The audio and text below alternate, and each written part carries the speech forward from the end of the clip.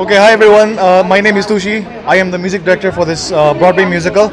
We are live on the 1st and 2nd of August at the JEC Auditorium. We are so excited. This process has been so joyful. It's been so giving. So please come and join us as we have this play on the 1st and 2nd of August. Thank you. See you guys. নমস্কাৰ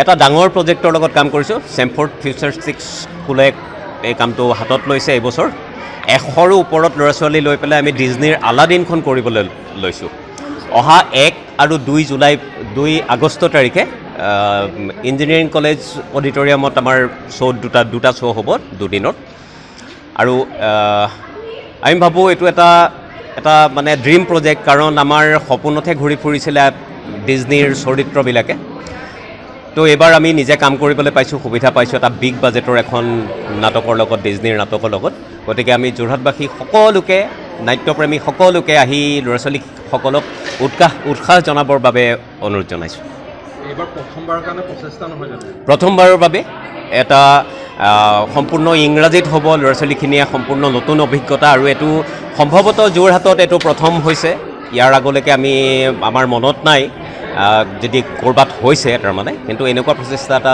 যোৰহাটত এবাৰ প্ৰথম হৈছে শিশুসকলৰ লগত যথেষ্ট দিনটো আপুনি ব্যস্ত থাকে কাম কৰে হয় এওঁলোকৰ লগত কাম কৰা অনুভৱটো সঁচাকৈ অনন্য কাৰণ তেওঁলোকৰ এখন বিশেষ জগত থাকে সেই জগতখনত আচলতে বেলেগ কাৰোৰে প্ৰৱেশ নিষিদ্ধ থাকে কিন্তু শিশুসকলৰ নিচিনা হৈ ল'ব পাৰিলেহে আচলতে